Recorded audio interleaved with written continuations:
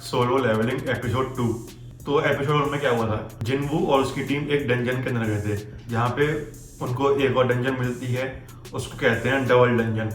अब उन सबके बीच में वोटिंग होती है कि उसके अंदर हमें जाना चाहिए नहीं जाना चाहिए। फिर आधे लोग वोट करते हैं हमें नहीं जाना चाहिए, आधे लोग वोट करते हैं कि हमें जाना चाहिए। फिर जो वोटिंग होती है सबसे आखिरी में जिनवू पे आती है। फिर अब जिनवू के ऊपर होता है कि अगर उसने वोट हाँ में की तो वो सब लोग अब डंजन के अंदर जाएंगे, अगर उसने वोट नहीं किया तो वो सब लोग उस डंजन के अंदर नहीं जाएंगे। तो जिनवू जो है वो वोट करता है कि हमें जाना चाहिए, तो अब सब लोग उस डंजन के अंदर आते हैं। जैसे ही वो लोग उस डंजन के अंदर आते हैं वो देखते हैं कि वहाँ पे बहुत सारी पत्थर की मूर्तियाँ हैं। फिर जैसे ही सारे लोग डंजन के अंदर एंटर हो जाते हैं, फिर जो डंजन का गेट है वो ऑटोमेटिकली क्लोज हो जाता है। फिर उनमें से जो एक मूर्ति जो सबसे बड़ी मूर्ति है और जो बैठी हुई है एक कुर्सी पे, वो अपनी आंखों से हमला करती है और उनमें से एक बंदे को जला देती है। सब लोग पैनिक करना चालू कर देते हैं। अब आगे तो एपिसोड 2 की स्टार्टिंग ऐसी होती है कि जो जिनवू की बहन है वो अपने स्कूल में पढ़ रही होती है, उसके पीछे एक दोस्त आती है उसकी और वो बोलती है जिनवू की बहन से कि तुम्हारा भाई तो एक हंटर है ना। फिर जिनवू की बहन उसको बताती है हाँ मेरा भाई एक हंटर है, लेकिन वो एक ई रैंक हंटर है और वो हमेशा जब भी किसी मिशन पे आता है तो वो खुद को चोट पहुंचाने के बाद ही बाहर निकलता है, वो काफ़ी वीक है। फिर वो पूछती है कि तुम क्यों पूछ रही हो। फिर जो उसकी दोस्त है वो बोलती है कोई कुछ नहीं ऐसे। फिर वो ऐसी धीरे से बोलती है कि मैं शायद उसमें अच्छा काम कर सकती थी। फिर सीन शिफ्ट होता है डंजन के अंदर, जहाँ पे जिनवू और उसकी पूरी टीम सिवाय उनके जो मर चुके हैं वो सब अब लोग बैठे होते हैं एक जगह पे। फिर उनमें से एक बंदा पैनिक करता है और बोलता है कि मैं अभी अभी एक बहुत रेप्यूटेड गिल्ड के अंदर एंटर हुआ हूँ, मैं अभी मरना अफोर्ड नहीं कर सकता, मेरे को अपनी स्पीड पे बहुत कॉन्फिडेंस है और मैं पता है मैं ऐसे निकल सकता हूँ। जैसे वो वहाँ से भागने की कोशिश करता है, वो भागता है, वो भागता है और जब भागते रहता है वो, लेकिन तभी एक सेकंड में वो गायब हो जाता है। जो सबसे बड़ी मूर्ति थी जिसने पहले इंसानों को मारा था अपनी आंखों से लेयर मार के या फिर आग निकाल के, वो उसको एक सेकंड में राख कर देती है चुटकी हो जाते ही और भाग ले। फिर सब लोग ये देख के डर जाते हैं, लेकिन जो जिनवू है वो समझ जाता है कि जो गेट पे जो एक हमें स्टोन टैबलेट में रूल्स दिखाए गए थे वो गॉड के बारे में, हमें वो ही फॉलो करने हैं, तभी हम यहाँ पे सर्वाइव कर सकते हैं।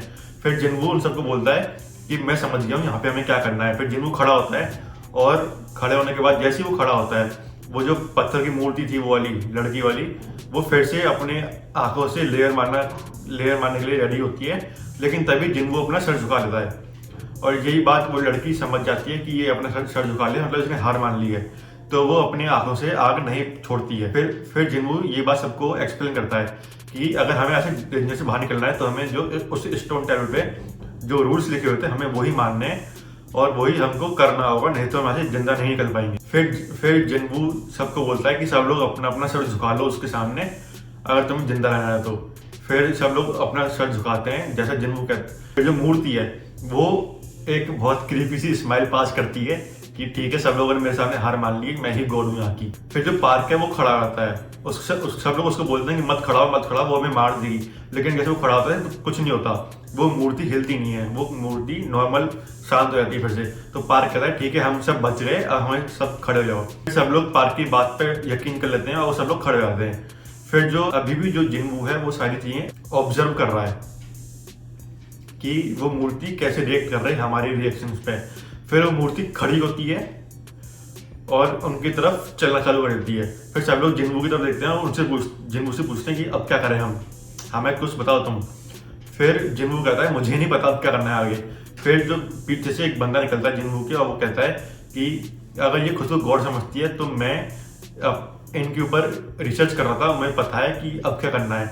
तो कहता है फिर वो आगे आता है उस गॉड के सामने झुकता है और उसके सामने फिर प्रे करना चालू करता है, लेकिन वो प्रे कर रहा होता है उससे, लेकिन जो वो मूर्ति है उस पर कुछ असर नहीं होता, वो अभी भी चली जा रही और उसके पास आके रुक जाती है।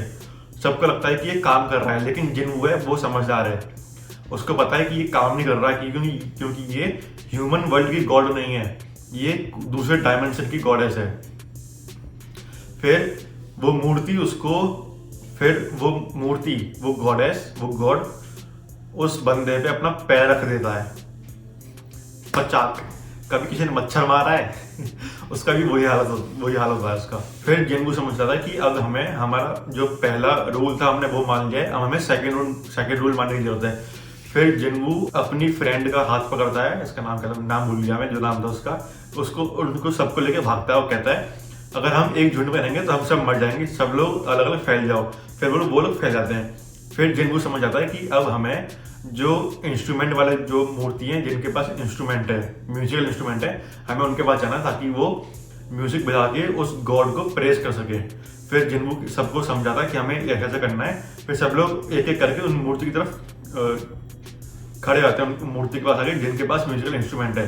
लेकिन जब जिनवू और उसकी फ्रेंड मूर्ति सामने आते हैं तब वो बचता नहीं है। तो जिनवू समझता है कि हमें हर एक मूर्ति के सामने सिर्फ एक बंदे को खड़ा होना है। फिर जिनवू वहां से भागने की कोशिश करता है दूसरी मूर्ति पे, वो अपनी फ्रेंड को उसी मूर्ति पे छोड़ देता है, उसी स्टैचू के ऊपर छोड़ देता है। फिर वहां से भागता है दूसरी स्टैचू की तरफ। अब सिर्फ जिनवू बचा है जो स्टैचू के सामने नहीं है, बाकी सब लोग एक एक स्टैचू के सामने खड़े हो चुके हैं इंस्ट्रूमेंट वाली। फिर जो वो गॉडेस है वो देख ली थी, सिर्फ जिनवू बचा है जो भाग रहा है अभी उस स्टैचू के पास जाने के लिए। फिर वो उसका पीछा करती है और वो उसके ऊपर पैर रखने ही वाली होती है। तो जिनवू उससे बचने के लिए अपने राइट हैंड साइड पे जंप करता है। जिनवू को लगता है कि वो इंस्ट्रूमेंट वाली मूर्ति पे आ चुका है, लेकिन पीछे से जो उसका लीडर होता है ग्रुप का वो बोलता है कि तुम गलत स्टैचू के ऊपर खड़े हो, तुम्हें वहां से हटना होगा। फिर जैसे ही जिनवू ये देखता है कि उस पर अटैक होने वाला है, वो जो जिस स्टैचू पे खड़ा होता है वो स्टैचू उस पर अटैक करता है। उस अटैक से बचने के लिए जिनवू वहां से जंप करता है, लेकिन उसका जो लेफ्ट पैर है वो उस अटैक में फंस जाता है। उसका लेफ्ट पैर जो है कट जाता है, घुटने से नीचे उसका लेफ्ट पैर कट जाता है।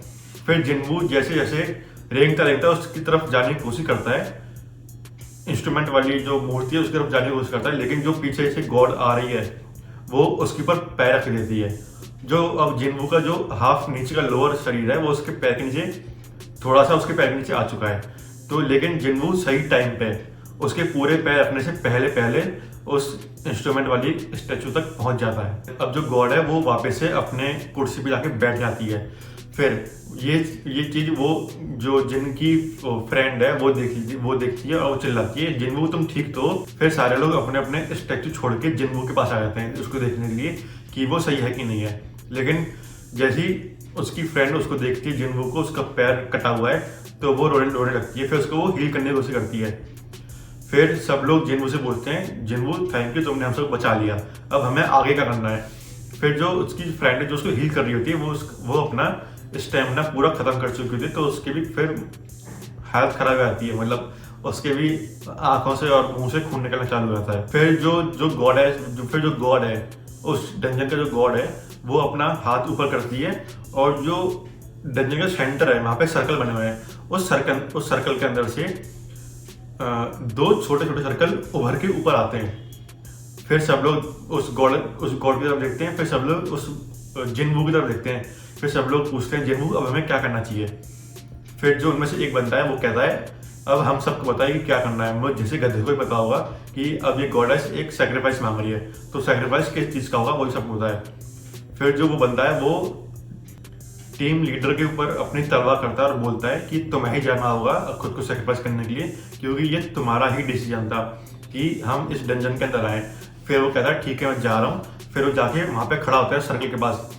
अब वो जो सर्कल उभर के ऊपर आते हैं उसके बाहर 3 सर्कल और होते हैं। अब उन 3 में से जो सबसे अंदर वाला सर्कल है उसके अंदर एक आग चालू हो जाती है।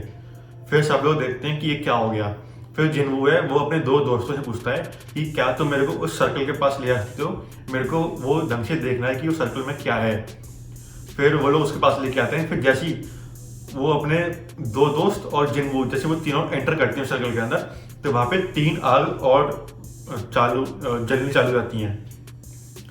तो फिर जो बाकी बचे हुए लोग हैं वो सभी उस आग के अंदर आ जाते हैं। जिनवू कहता है कि तुम सभी इस आग के अंदर आ जाओ, हम देखते हैं उसका आगे क्या होगा। उसके बाद ही जो सेक्रीफाइस वाला जो रिचुअल है वो चालू होगा। फिर वो सारे लोग उस आग के अंदर आ जाते हैं। फिर जैसे ही वो सारे लोग उस आग के अंदर आते हैं, तो जो ऑरेंज वाली आग जल रही है उसके अंदर आते हैं। फिर वैसे ही वो जो सर्कल उठ के जो ऊपर आए थे उनके अंदर से बिजली निकलती है, और जो उस ऑरेंज वाले फायर के बाहर जो बड़ा सर्कल है, जो सेकंड वाला सर्कल है, वहां पे ब्लू कलर की जो फायर है वो स्टार्ट हो जाती है, वो जलनी चालू हो जाती है पूरे सर्कल में। धीरे धीरे करके उनमें से एक करके जो ब्लू वाली फायर है वो बुझना चालू हो जाती है एक सर्कल के अंदर। जैसे ही वो ब्लू आग चालू होती है वैसे ही जो डंजन का गेट है जो अपने आप बंद हो जाता है वो खुल जाता है। ठीक है, सब लोग ये देखते हैं कि वो डंजन का गेट खुल गया है, और फिर सब लोग एक बार फिर से वो जो डंजन का गॉड है उसके तरफ देखते हैं कि अब वो क्या कर रहा है। अब जो डंजन का गॉड है वो कुछ नहीं कर रहा, वो सिर्फ बैठा है। लेकिन जितनी मूर्तियां जिनके पास जो म्यूजिकल इंस्ट्रूमेंट वाली मूर्तियां थी उनके अलावा जितनी मूर्तियां हैं उन सबके पास हथियार थे। फिर वो सारे एक्टिवेट होते हैं और जो सर्कल है उसके पास आना चालू कर देते हैं। फिर जिनवू समझ जाता है कि अगर तुम उन मूर्तियों की तरफ देखोगे, उन स्टैचूज की तरफ देखोगे तो वो हिलेंगे नहीं। फिर जिनवू ये बात सबको समझाता है और सब लोग फिर उन स्टैचूज की तरफ देखना चालू कर देते हैं। फिर वो लोग फिर जो स्टैचू हैं वो वहीं के वहीं खड़े जाते हैं, लेकिन उनमें से एक लड़की उन स्टैचू की तरफ देखते देखते इतनी डर जाती है कि वो फिर वहां से भाग जाती है। फिर जैसे ही वो लड़की वहां भागती है उनमें से एक जो ऑरेंज फायर है वो बुझ जाती है और वो डंजन के बाहर निकल जाती है। वो जो गेट कीपर थे उस डंजन के उस लड़की को कुछ नहीं बोलते, उसको जाने देते हैं। फिर ऐसे ही करके 2-3 जने और चले जाते हैं और अब बचते हैं सिर्फ 3 जने, जिनवू और उसकी फ्रेंड और जो मास्टर है और जो टीम लीडर है वो बचते हैं। फिर जिनवू कहता है, जिनवू उन सबको जाने से पहले बोलता है कि तुम लोग मत जाओ, अगर तुम चले गए तो हमारे पास एक ब्लाइंड स्पॉट क्रिएट हो जाएगा और फिर जो जितने स्टैचू है वो हम सब पे धीरे धीरे पास में आना चालू हो जाएंगे और हम पे अटैक करेंगे फिर। लेकिन उसकी बात कोई नहीं सुनता और सारे लोग भाग जाते हैं, सिर्फ वो 3 लोग बचते हैं। अब जो टीम लीडर है वो जिनवू से कहता है, जिनवू तुम अपनी फ्रेंड को लो यहाँ से निकल जाओ। फिर जो उसकी फ्रेंड है वो उसके पैर काम करना बंद कर देते हैं क्योंकि उसने अपना सारा स्टेमिना जिनवू को हील करने के लिए लगा दिया होता है, तो उसके पास कोई भी स्टेमिना नहीं है चलने के लिए भी। तो फिर जिनवू कहता है कि टीम लीडर आप मेरी फ्रेंड को लो वहां से निकल जाओ। फिर जो टीम लीडर है वो कहता है कि तुम कैसी बात करते हो, तुम लोग मुझसे ज्यादा जवान हो, तुम लोग के पास पूरी लाइफ पड़ी आगे स्पेंड करने के लिए, तुम लोग निकल जाओ। फिर जिनवू कहता है कि उसके पैर काम नहीं कर रहे हैं, मैं अपना एक पैर कटवा चुका हूँ, मैं इसको लेके जा नहीं सकता, आपको जाना पड़ेगा। फिर जो जिनवू की फ्रेंड है वो कहती है तुम कैसी बात कर रही हो। फिर जिनवू अपनी फ्रेंड को एक अपना गॉब्लिन से निकला हुआ क्रिस्टल निकलता है, वो कहता है कि तुम मुझसे कही थी कि अगर मुझे तुम्हें मनाना है तो तुम्हें डिनर पे लेके आना होगा, ये लो तुम इससे अपना डिनर ले लेना, अब तुम इससे अपना डिनर खा लेना और तुम जाओ यहाँ से। फिर वो उस पर चिल्ला के कहती है कि तुम ऐसे कैसे बोल सकते हो, लेकिन जैसे वो चिल्ला रही होती है जिनवू के ऊपर, जो पीछे से उसका टीम लीडर है वो आता है और उसको बेहोश कर देता है उसकी फ्रेंड को पीछे गर्दन को एक अटैक करने के बाद। फिर जो जिनवू की फ्रेंड है वो बेहोश हो जाती है और वो उसको उठा के जो टीम लीडर है उसकी फ्रेंड को उठा के वहां से निकलना चालू कर देता है। फिर वो उसको लेके वहां से चले जाता है, जिनवू को बोलता है कि आई एम सॉरी और ब्ला ब्ला ब्ला, वहां से वो निकल जाता है। अब जिनवू अकेला उस डंजन के अंदर है और एक अकेली ऑरेंज फायर जल रही है, प्लस जो ब्लू वाली फ्लेम्स है वही बहुत कम जल रही है क्योंकि जैसे जैसे उसका टाइम बीतता आ रहा है एक करके जो ब्लू फ्लेम्स है वो भी कम होती आ रही हैं। अब जो जिनवू है उसके पास सारे के सारे जो वेपन्स वाले जो स्टैचू थे वो सारे उसके पूरी तरह से घेर लेते हैं और फिर उस पर एक करके अटैक चालू करते हैं। जिनवू कहता है कि मैं भी ऐसे आराम से नहीं मरने वाला, मैं कम से कम तुम में से एक को तो मारूंगा ही। फिर जो जिनवू का एक फ्रेंड था जो उसको छोड़ के भाग गया था स्टार्टिंग में, फिर वो उसकी तलवार उठाता है और उनसे लड़ने के लिए तैयार होता है। लेकिन जैसे वो उसकी तलवार उठाता है उनमें से जो एक स्टैचू है वो अटैक करता है। जिनवू बिल्कुल जरा सा बचता है उस अटैक से अपनी उस तलवार की हेल्प से। फिर सेकंड अटैक आता है, फिर ऐसे धीरे करके अटैक पे अटैक आने लगता है। फिर जिनवू का अटैक से बचने के लिए उसका एक हाथ कट जाता है। अब जो गॉड बैठ के देख रही है वो भी शौक में है कि अकेला बंदा कैसे लड़ रहा है और उसने अपने सारे दोस्तों को यहाँ से जाने के लिए बोल दिया। जो गॉडेस है वो भी शौक में आ जाती है और वो देख रही होती है, उसका भी एक्सप्रेशन स्माइल से अब शौक वाले हो जाते हैं कि ये बंदा क्या कर रहा है। फिर जैसे जैसे टाइम बीतता जाता है जो ब्लू फ्लेम्स है अब वो बहुत कम बची हैं, उसको उसे इतना सर्वाइव करना है कि वो ब्लू फ्लेम्स खत्म हो जाए, फिर वहां से बच सकता है। लेकिन जिनवू पे फिर अटैक होने के बाद वो उसका इतना खून निकल चुका होता है कि वो ऑलमोस्ट मरने वाला है। फिर उस पर आखिरी अटैक करता है एक स्टैचू अपनी तलवार से जो उसको सीधे जो उसका लेफ्ट आर्म कट गया था उसके शोल्डर पे वो पीएस कर उसको स्टैब करता है।